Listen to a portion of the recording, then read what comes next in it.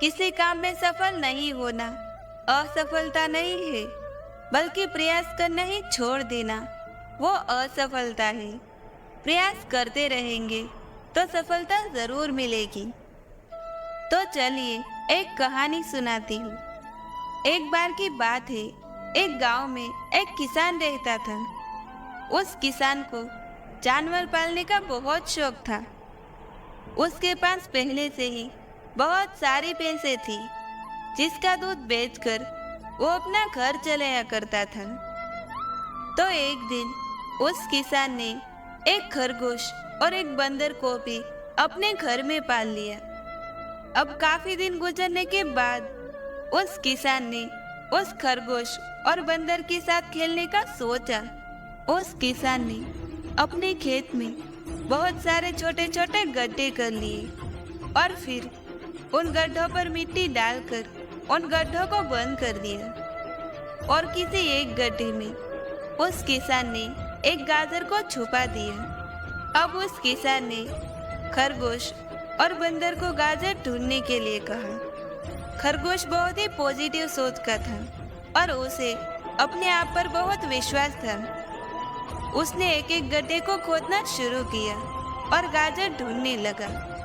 लेकिन जो बंदर था वो बहुत ही नेगेटिव और आलसी था। उसने सोचा कि खेत में इतने सारे गड्ढे हैं और वो गाजर किसी एक गड्ढे में है, इतना कौन ढूंढे। ये सोचकर एक गड्ढे के ऊपर जाकर सो गया। अब उधर खरगोश अपनी पूरी मेहनत से गाजर ढूंढ रहा था। एक एक करके खरगोश ने सारे गड्ढे देख लिए, लेकिन किसी भी गड्ढे में गाजर नहीं मिली। सिर्फ एक गड्ढा बाकी रह गया था, जिसके ऊपर बंदर सो रहा था। अब खरगोश बंदर के पास जाता है और उसे गड्ढे पर से उठने के लिए कहता है। जैसे ही बंदर उस गड्ढे पर से उठता है, खरगोश गड्ढा खोदकर गाजर बाहर निकाल लेता है और अपने मालिक को ले जाकर दे देता है। बंदर ये देखकर हैरान हो जाता है कि जिस गड्ढे पर वो इतनी देर से सो रहा था, गाजर उसी के अंदर थी। वो सिर्फ एक बार खोदकर देख लेता तो गाजर उसे ही मिल जाती और वो मालिक की नजरों में बड़ा बन जाता।